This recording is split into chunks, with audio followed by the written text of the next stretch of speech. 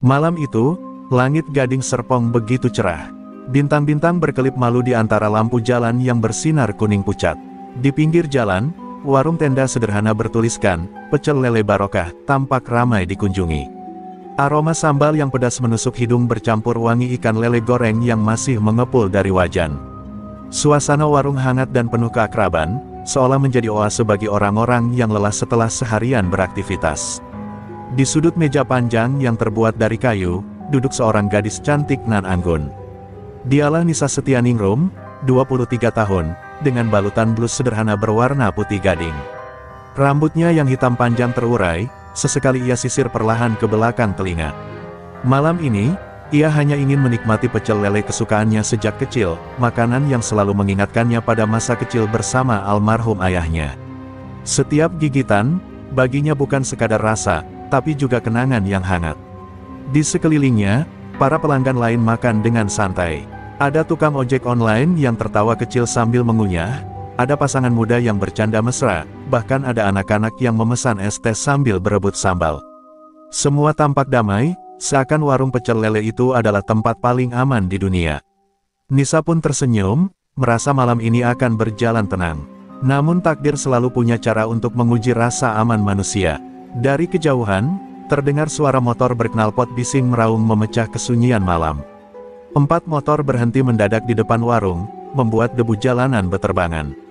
Semua mata menoleh, dan hening seketika menyelimuti tempat itu. Dari motor-motor itu, turun segerombolan pria bertubuh kekar, bertato, dengan wajah garang yang dipenuhi bekas luka. Langkah mereka berat, sepatu boots menghentak tanah, tatapan liar menyapu seluruh isi warung. Orang-orang yang tadinya tertawa mendadak bungkam, bahkan suara jangkrik yang sejak tadi menemani malam terasa lenyap. Seorang penjual pecel lele yang tengah mengulek sambal menunduk, tangannya gemetar. Ia tahu betul, wajah-wajah itu bukanlah pelanggan biasa, mereka adalah preman jalanan yang sering bikin onar. Nisa merasakan hawa dingin merambat ke tubuhnya. Ia berusaha tetap tenang, menunduk sambil mengaduk nasi di piring, berharap tidak menjadi pusat perhatian. Namun nasib berkata lain, salah satu preman dengan tato naga di lengannya melirik tas hitam yang terletak di kursi sebelah Nisa. Senyum sinis tersungging di wajahnya, seolah ia baru saja menemukan mangsa empuk. "Wih, apa itu? Tebal banget isinya." "Iya," ucap si preman dengan suara serak, tangannya mulai melangkah mendekat.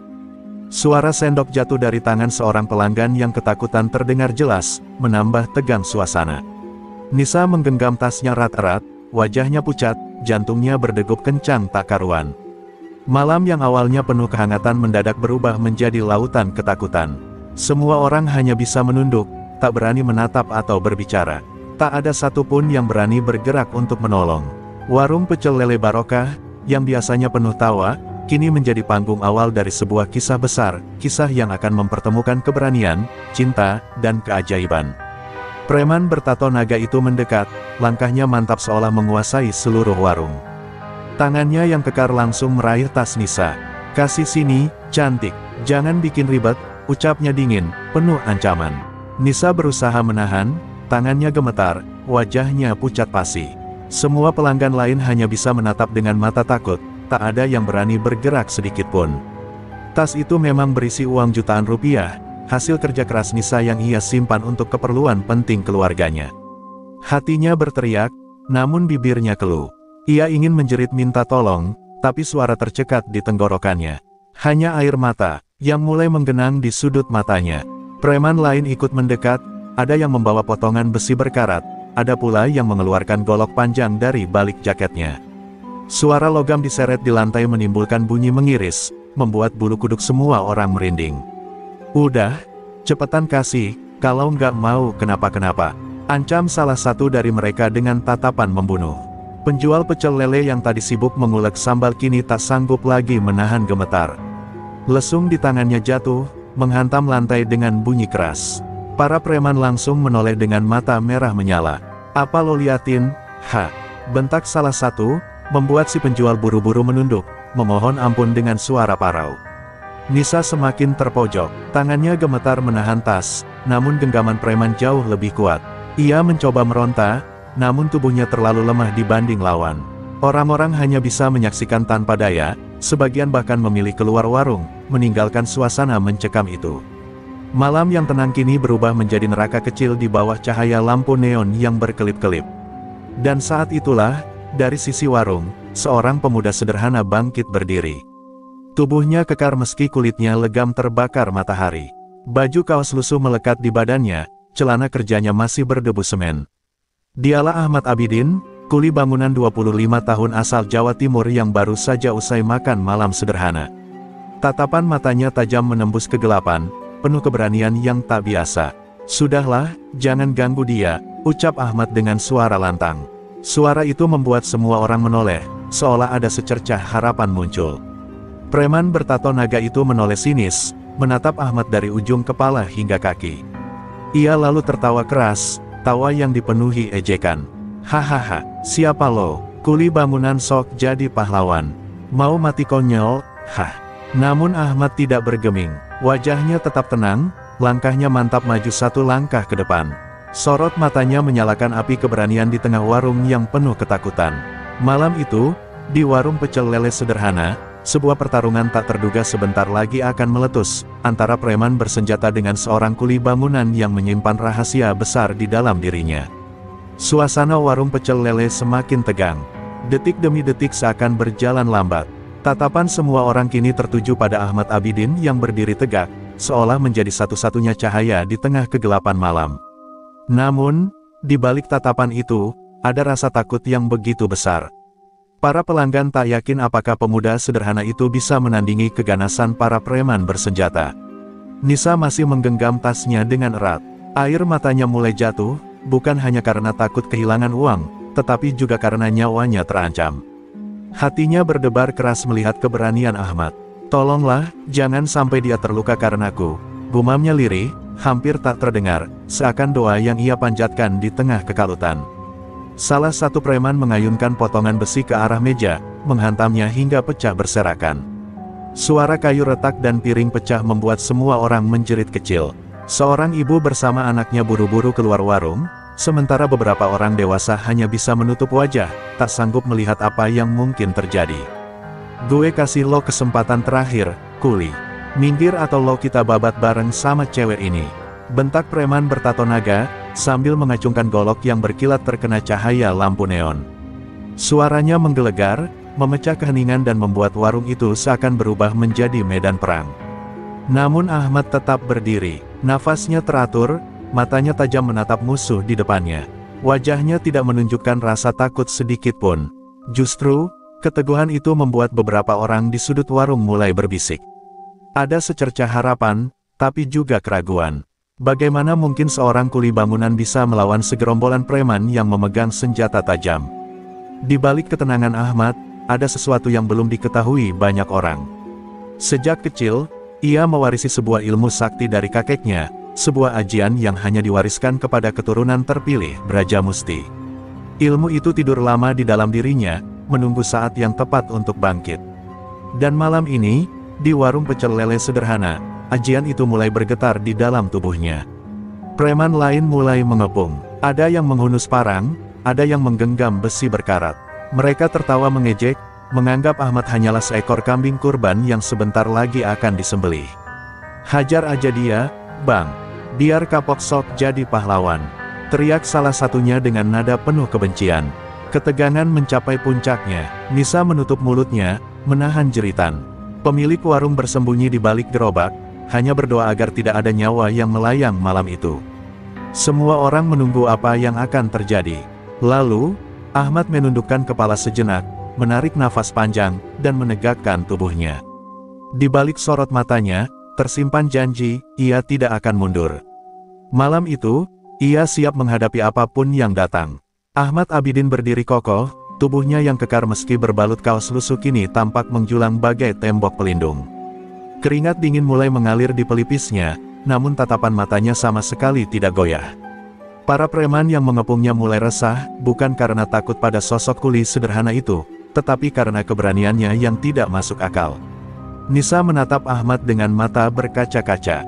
Ia ingin berteriak agar pemuda itu mundur, agar tidak mengorbankan diri demi dirinya. Namun, suara itu terhenti di tenggorokan. Ada sesuatu yang aneh dalam sorot mata Ahmad, sebuah keteguhan yang membuatnya percaya bahwa lelaki ini bukan orang biasa. "Gue kasih kesempatan terakhir, minggir," bentak salah satu preman sambil mengayunkan goloknya ke udara.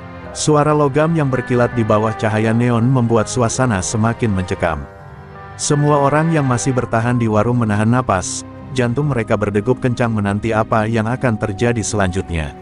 Ahmad melangkah maju satu langkah, tanpa rasa gentar. Tangannya mengepal erat, otot-otot lengannya menegang. "Kalau kalian mau merampas dari perempuan lemah ini, kalian harus lewat tubuhku dulu," ucapnya lantang, membuat suasana semakin bergetar. Kata-kata itu bagai palu godam yang menghantam hati para pengunjung. Preman bertato naga terkekeh keras. "Hahaha, lo pikir lo siapa? Superman? Cuma kuli bangunan, berani nantangin kita? Nih, rasain," teriaknya sebelum melompat maju dengan ayunan golok yang mematikan. Semua orang menutup mata, tak sanggup melihat apa yang akan terjadi pada Ahmad. Namun sesuatu yang tak terduga terjadi. Dengan gerakan cepat, Ahmad menunduk dan menepis tangan lawannya, membuat golok itu terlepas dan jatuh ke lantai. Satu hentakan lututnya mendarat di perut preman itu, membuat tubuh kekar itu terbungkuk dan terhempas ke belakang menabrak meja kayu.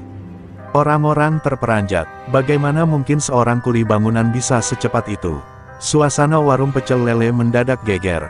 Para preman lain terdiam sejenak, tidak percaya apa yang baru saja mereka lihat. Nisa pun menutup mulutnya, terkejut dan takjub pada keberanian sekaligus kekuatan Ahmad. Seakan ada kekuatan gaib yang melindungi setiap gerakan lelaki sederhana itu. Namun pertarungan baru saja dimulai. Para preman yang tersisa mulai marah, tatapan mereka merah membara. Dengan senjata di tangan, mereka bersiap menyerbu bersama-sama. Ahmad menarik napas panjang, lalu merapatkan kedua kakinya. Dalam hatinya, ia berdoa lirih, memanggil kekuatan yang selama ini ia simpan, Ajian Brajamusti.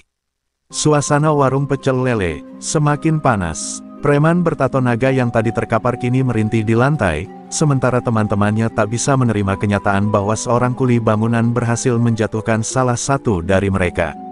Dengan wajah merah padam, dua preman lain maju serentak, masing-masing mengacungkan senjata tajam, satu dengan golok panjang yang berkilau, satu lagi dengan parang berkarat namun tetap mematikan. "Bunuh dia, jangan kasih ampun," teriak salah satu preman, suaranya bergema seperti gonggongan anjing liar. Nisa menjerit pelan, menutup wajahnya dengan tangan gemetar. Ia sudah tak sanggup lagi melihat pertumpahan darah. Namun matanya tetap curi-curi menatap Ahmad, berharap keajaiban bisa kembali terjadi. Ahmad menatap lawannya dengan tatapan penuh keyakinan. Nafasnya teratur, tubuhnya sedikit merunduk, siap menghadapi serangan apapun. Dalam hatinya, doa terus bergema, seolah setiap tarikan napasnya adalah permohonan pada Tuhan agar diberi kekuatan melindungi orang yang lemah. Ajian Brajamusti mulai terasa berdenyut dalam tubuhnya, aliran tenaga dalam itu menjalar ke setiap urat nadinya.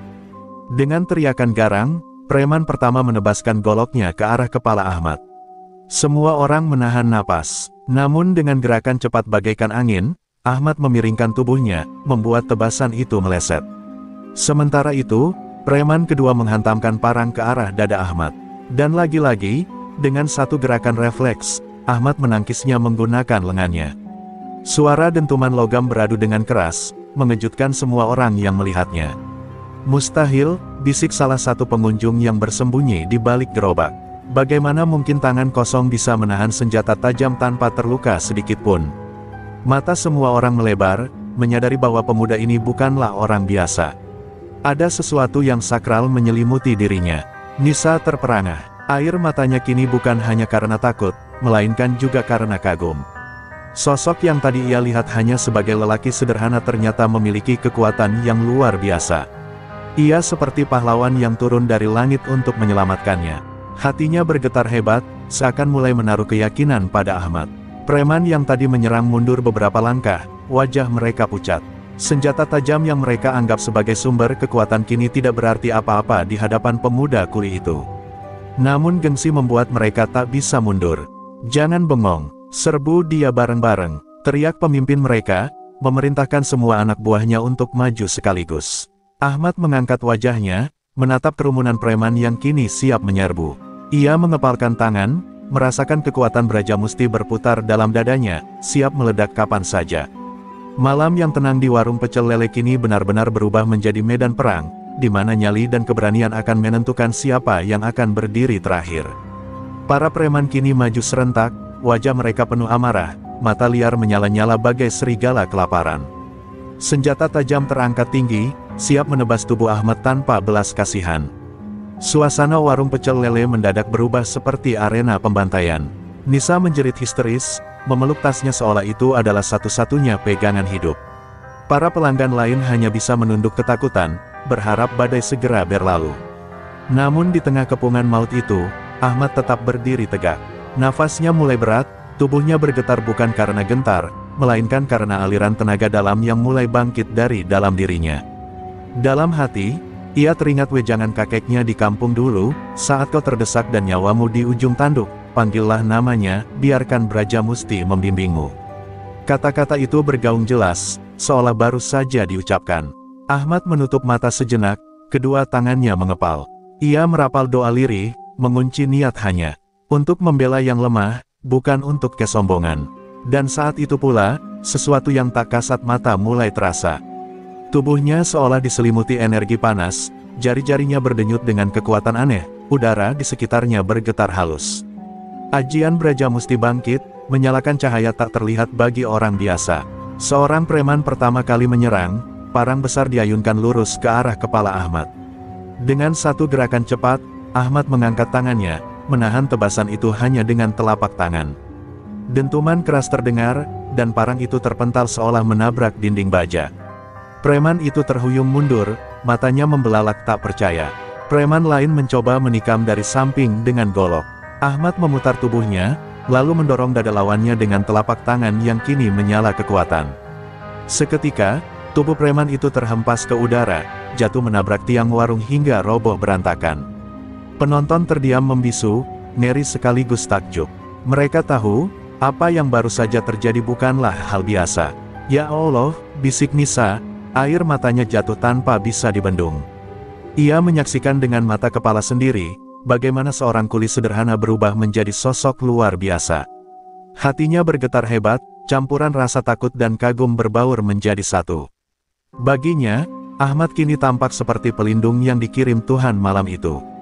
Sementara itu, para preman mulai kehilangan keberanian. Mereka saling pandang, ragu untuk melanjutkan serangan. Senjata di tangan mereka tiba-tiba terasa ringan, seperti tak ada artinya di hadapan pemuda yang kini berdiri dengan aura gagah penuh kewibawaan. Namun gengsi mereka masih mengikat, mereka tak mau terlihat kalah.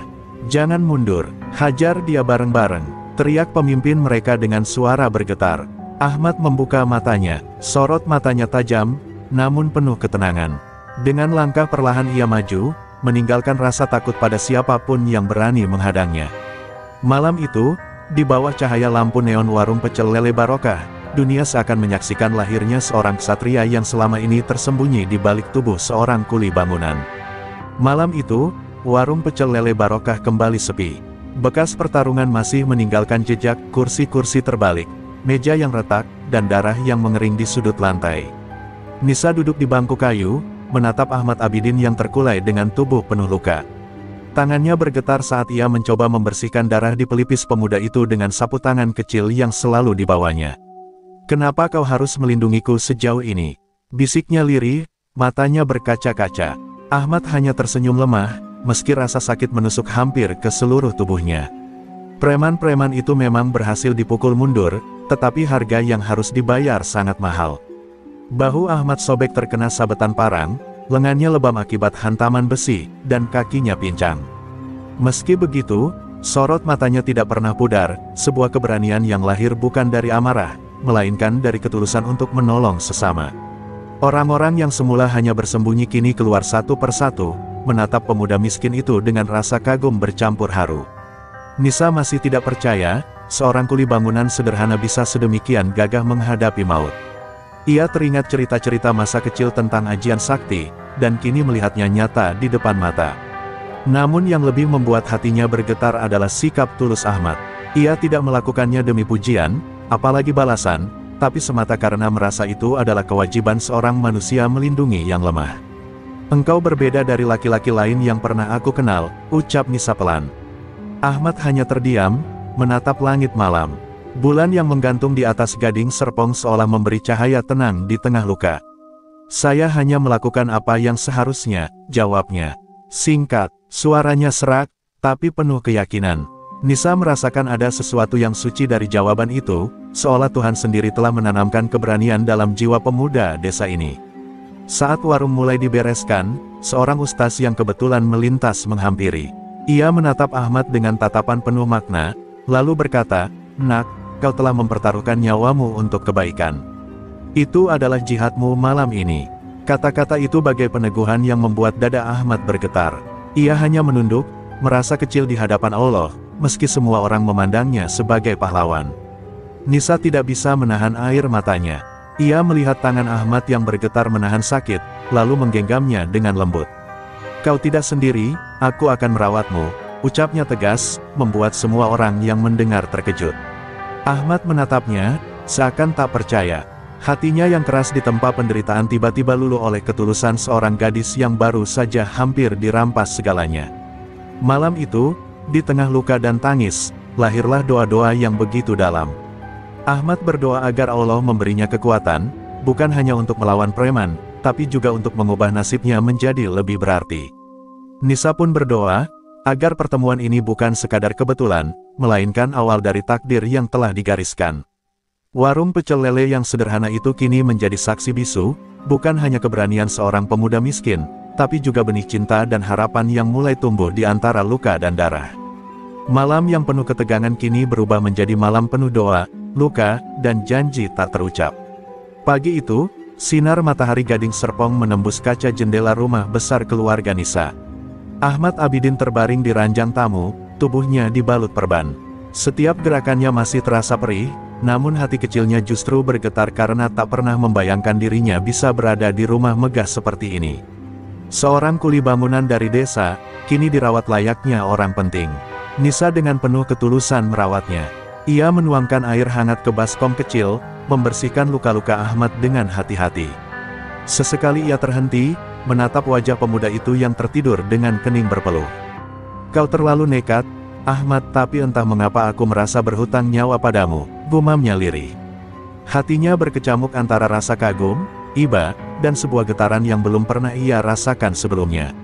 Sore harinya, ayah Nisa, seorang pengusaha sukses bernama Hendra Setiadi, pulang ke rumah. Melihat seorang pemuda asing terbaring di ranjang tamu membuatnya heran. "Siapa dia, Nisa?" tanyanya tegas. Nisa dengan mata berkaca-kaca menjelaskan semua kejadian di warung pecel lele semalam.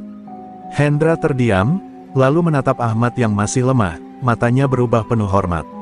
Saat Ahmad perlahan membuka mata, ia terkejut melihat seorang pria parubaya berdiri tegak di hadapannya.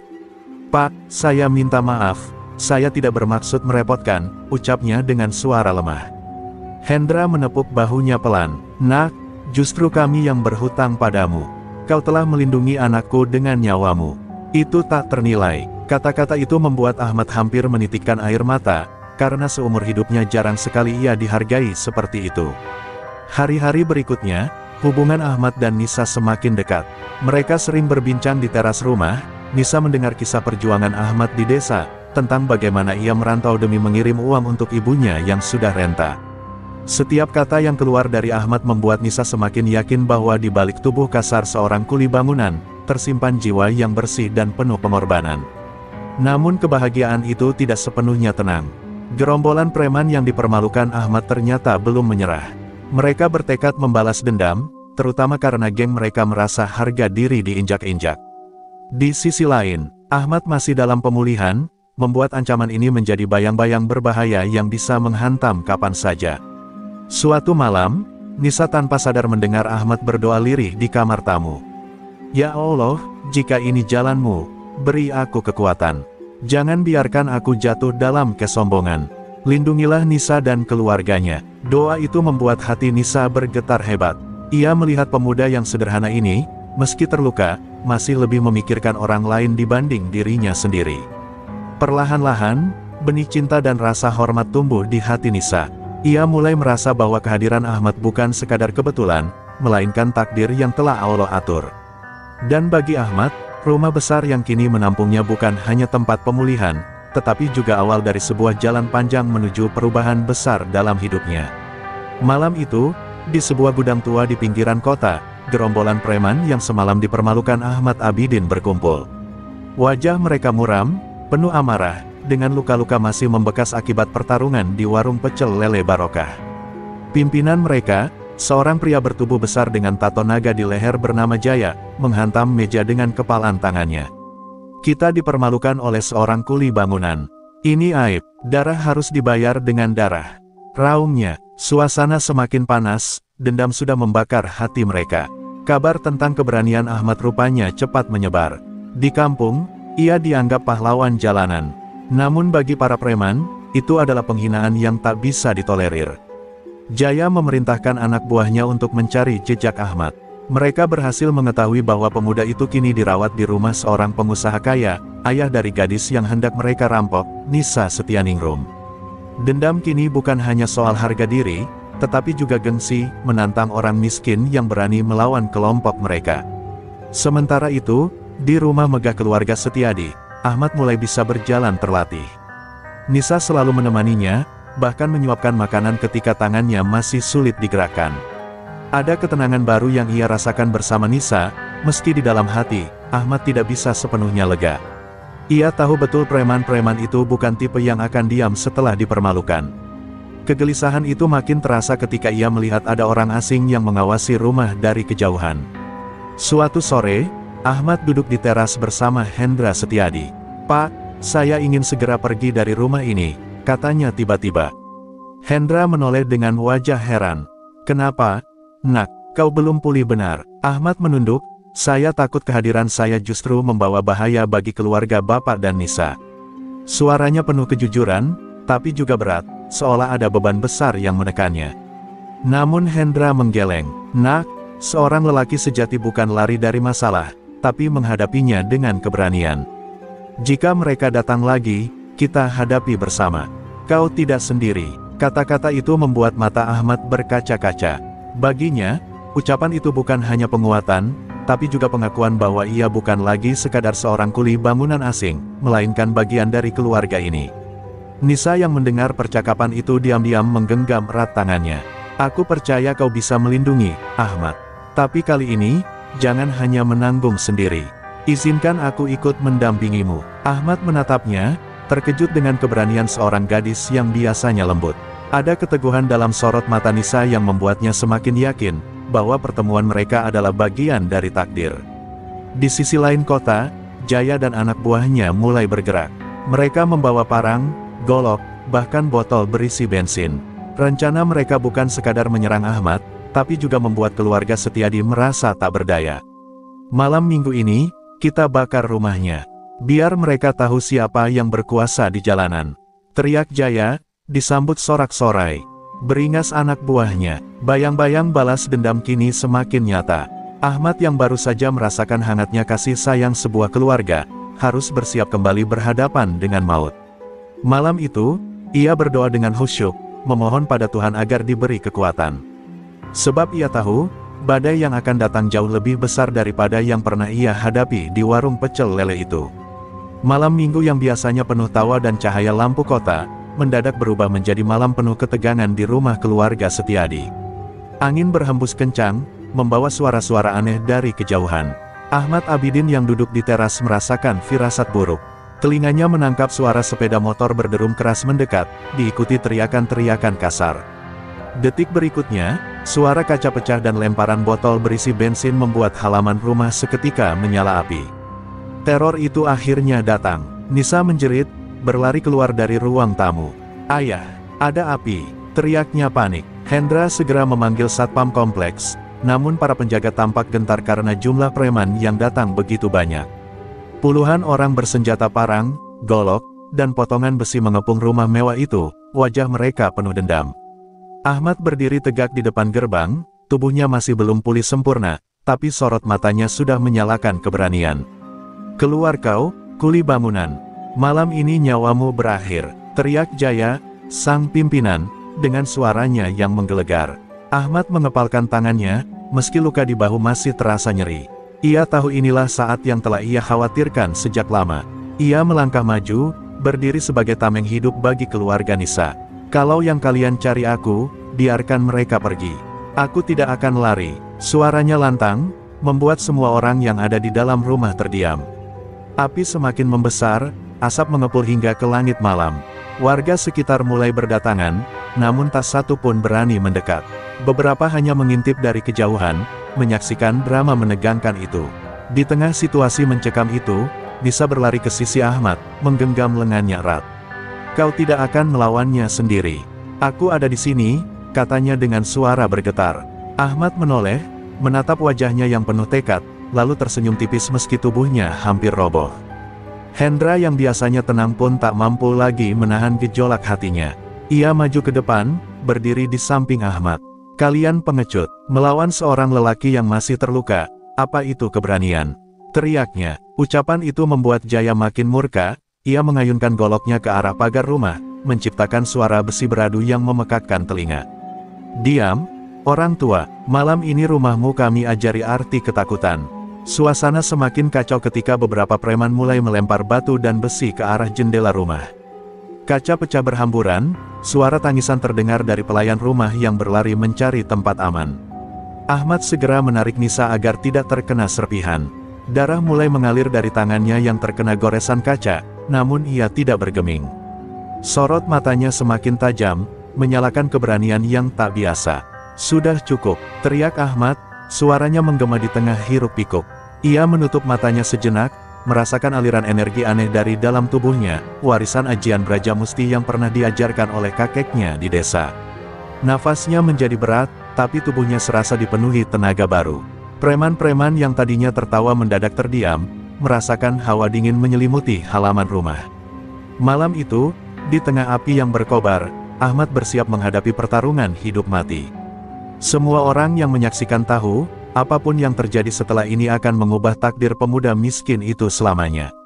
Suasana malam di halaman rumah keluarga Setiadi berubah menjadi arena maut. Api dari botol bensin masih berkobar, menyalakan. Cahaya merah di wajah-wajah preman yang beringas. Ahmad Abidin berdiri di depan gerbang dengan napas teratur, meski tubuhnya masih penuh perban. Ia mengepalkan tangannya, merasakan getaran dahsyat dari ajian Brajamusti yang mulai bangkit dalam dirinya. Sorot matanya berkilat, membuat para preman yang semula berani kini menelan ludah ketakutan. Serbu dia, teriak Jaya dengan penuh amarah. Belasan preman langsung maju dengan parang dan besi di tangan. Dalam sekejap, Ahmad melompat ke depan dengan kecepatan tak terduga. Tinju pertamanya melayang keras, menghantam dada salah satu preman hingga tubuhnya terpental ke dinding tembok. Suara tulang patah terdengar jelas. Preman lain mencoba menebas dengan golok, tapi Ahmad menangkisnya dengan tangan kosong. Logam tajam itu terpental seakan menabrak batu karang. Nisa menjerit ketakutan, namun matanya tidak bisa berpaling dari sosok Ahmad. Tubuhnya bergerak laksana harimau yang marah. Setiap pukulan dan tendangan disertai kekuatan supranatural. Seorang preman mencoba menusuk dari belakang, tapi Ahmad berbalik secepat kilat, menghantam wajahnya dengan siku hingga giginya berhamburan. Darah mulai membasahi tanah, namun Ahmad tidak berhenti. Ia tahu, mundur berarti membiarkan keluarga Setiadi hancur. Hendra yang berdiri di beranda hanya bisa tertegun. Ia melihat langsung bagaimana seorang kuli bangunan miskin berubah menjadi sosok yang seakan mustahil ditaklukkan. Ya Allah, ini bukan kekuatan manusia biasa, gumamnya dengan mata membelalak. Sementara itu, para tetangga yang menonton dari kejauhan hanya bisa berbisik-bisik, kagum sekaligus takut. Jaya, sang pimpinan preman, semakin murka. Ia mencabut golok panjangnya lalu maju sendiri. Dengan geram ia mengayunkan senjata itu ke arah kepala Ahmad.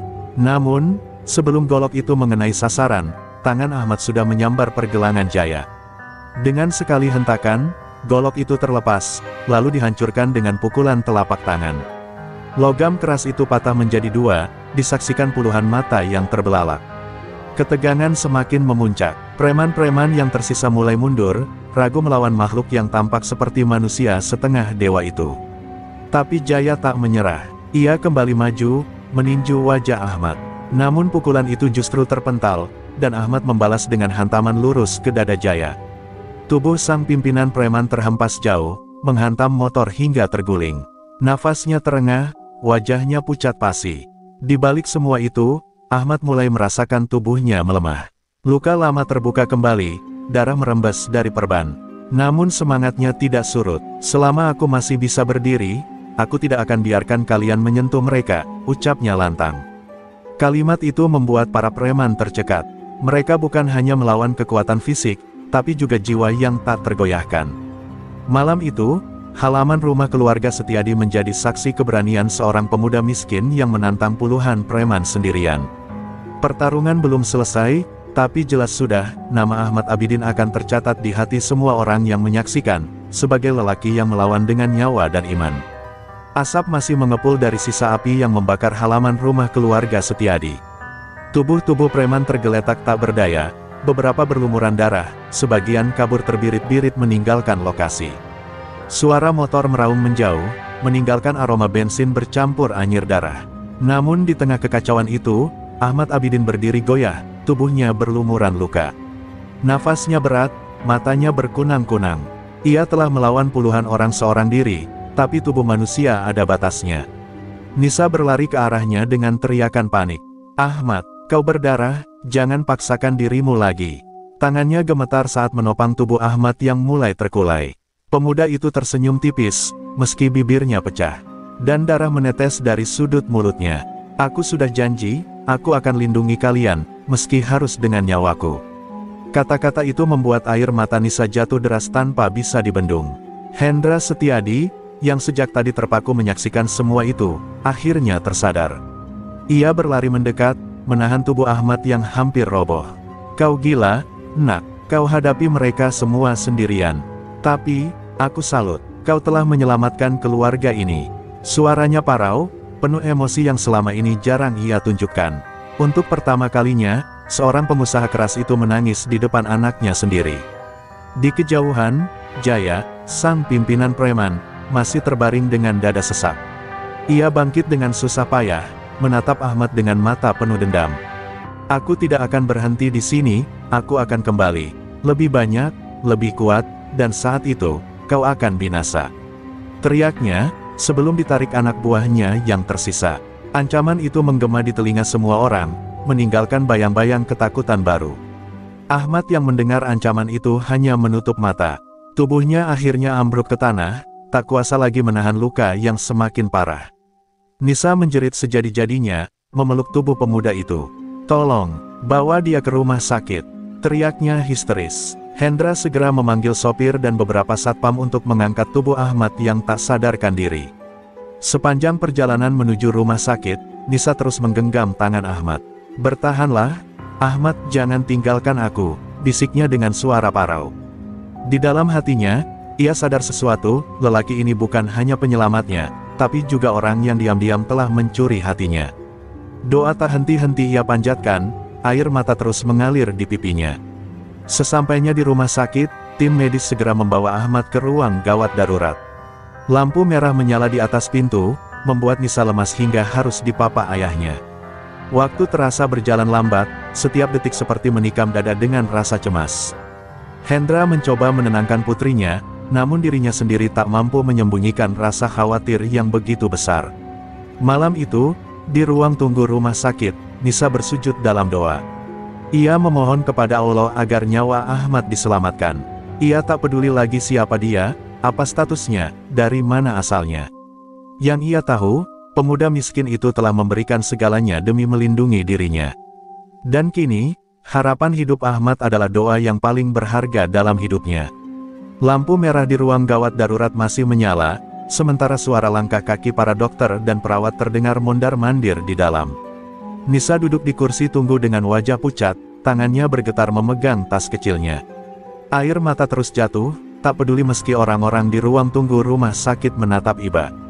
Baginya, detik-detik ini adalah yang paling menyiksa dalam hidup. "Ya Allah, selamatkan dia, jangan ambil nyawa Ahmad dariku," doanya lirih, berulang-ulang.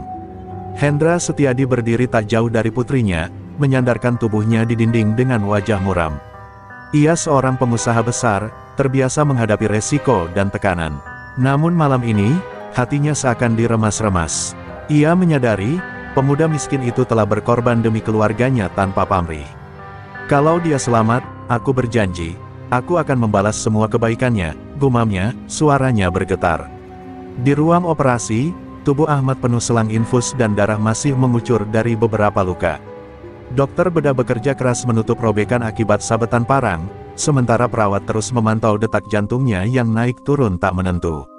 Sesekali alarm mesin berbunyi, membuat seluruh tim medis tegang. Kita hampir kehilangannya, tambah tekanan darahnya, cepat. Seru dokter. Ahmad seakan berperang dengan maut, antara tetap bernapas atau menyerah pada gelap.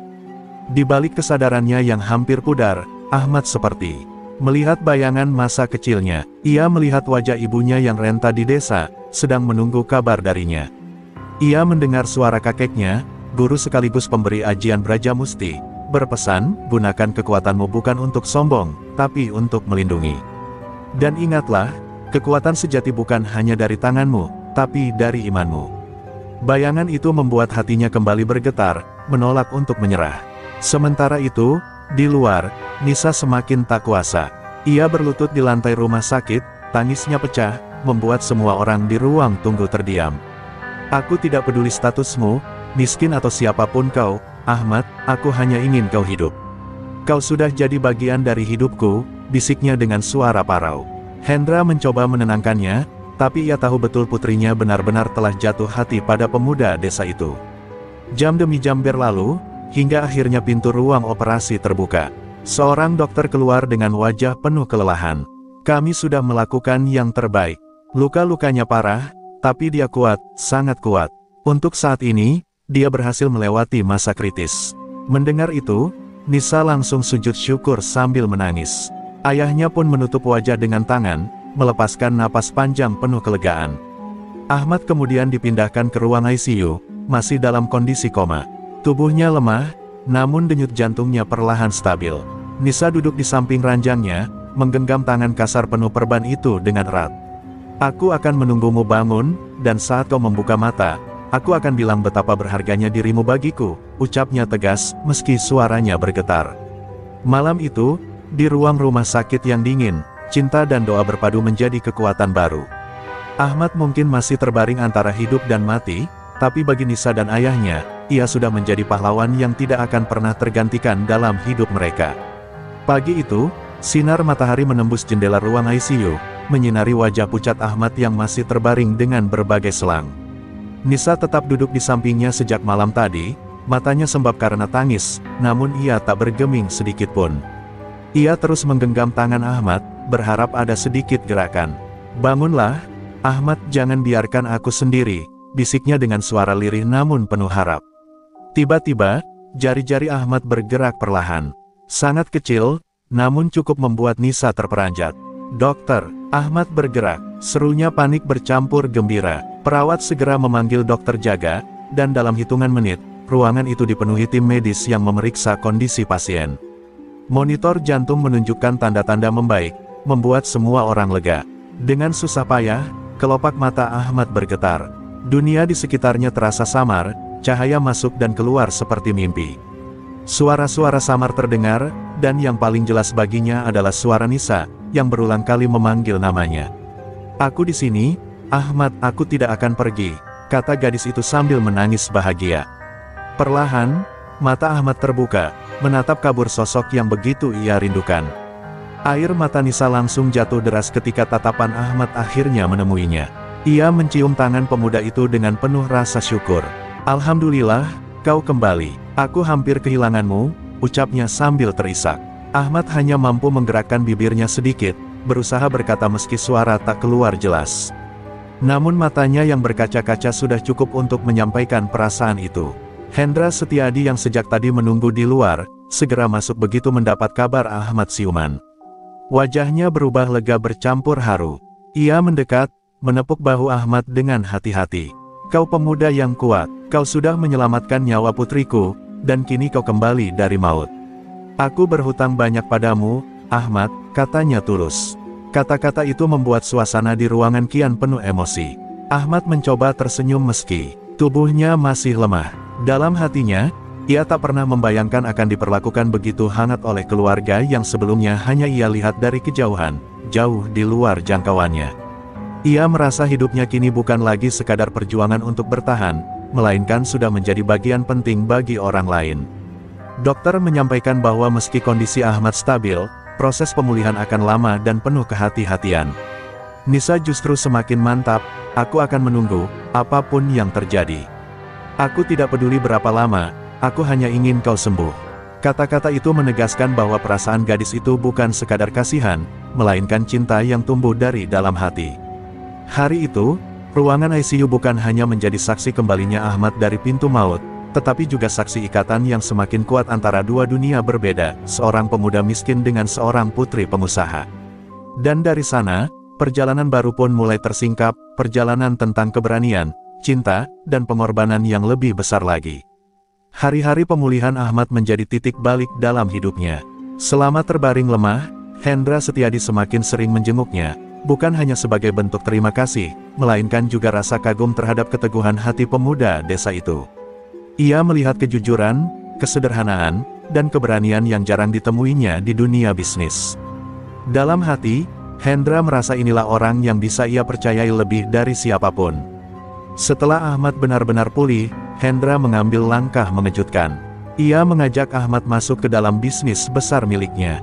Aku butuh seseorang yang tulus, bukan sekadar pandai menghitung untung rugi. Aku ingin kau mendampingi aku, Ahmad, ucap Hendra suatu sore, di ruang kerjanya yang luas. Ahmad terdiam, tak percaya. Baginya, ia hanyalah seorang kuli bangunan yang dulu hanya bermimpi bisa makan 3 kali sehari. Kini, kesempatan emas datang begitu nyata di hadapannya. Awalnya, Ahmad ragu. Ia takut tidak mampu, takut salah langkah. Namun Nisa yang selalu setia mendukungnya, meyakinkan bahwa keberanian yang dulu ia tunjukkan menghadapi para preman lebih berharga daripada segudang teori bisnis. Ayahku melihat apa yang kulihat, Ahmad. Kau istimewa, jangan takut, aku akan selalu di sisimu, kata Nisa sambil menggenggam tangannya. Kalimat itu menjadi kekuatan besar baginya untuk melangkah. Tahun demi tahun berlalu. Dari seorang kuli bangunan sederhana, Ahmad belajar langsung dari Hendra tentang bisnis properti, perdagangan, hingga investasi. Kejujurannya membuatnya cepat dipercaya oleh banyak mitra, sementara keberaniannya membuatnya mampu mengambil keputusan besar di saat genting. Perlahan, namanya mulai dikenal di kalangan pebisnis elit, hingga akhirnya ia mendirikan perusahaannya sendiri yang berkembang pesat. Namun, berbeda dari kebanyakan konglomerat, Ahmad tidak larut dalam kesombongan duniawi. Ia tetap sederhana, tetap rendah hati, dan selalu membagi rezekinya untuk orang-orang kecil, khususnya para kuli dan pekerja kasar yang pernah berada di posisinya dulu. Ia membangun pesantren, rumah sakit gratis, hingga yayasan sosial. Harta ini bukan milikku sepenuhnya, melainkan titipan Allah.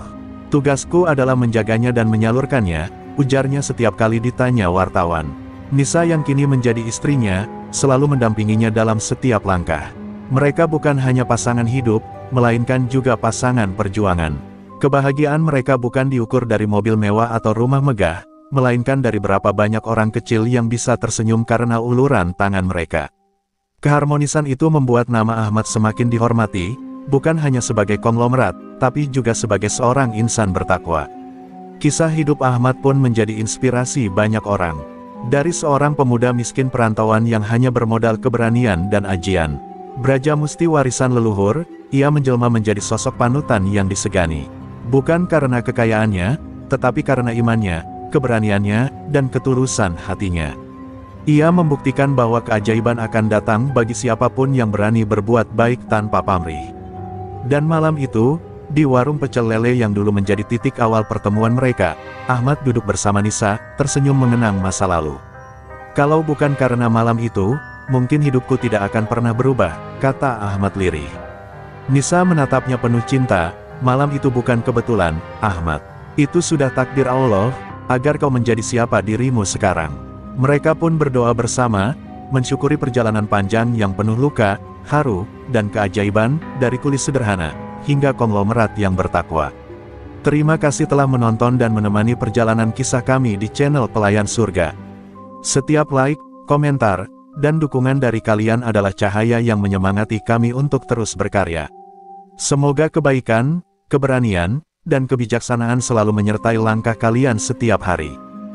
Jangan lupa terus dukung channel Pelayan Surga dengan like, komentar, dan subscribe, agar kita bisa terus menghadirkan cerita inspiratif, penuh aksi, dan pelajaran hidup yang berharga. Semoga setiap kisah yang kami bagikan membawa manfaat, motivasi, dan kebahagiaan bagi kalian semua. Doa terbaik kami untuk kalian, semoga Allah Subhanahu wa Ta'ala senantiasa melindungi, memberkahi, dan menuntun setiap langkah kalian menuju kebahagiaan, keselamatan, dan kesuksesan. Tetaplah berani, tetaplah beriman, dan terus sebarkan kebaikan dimanapun kalian berada.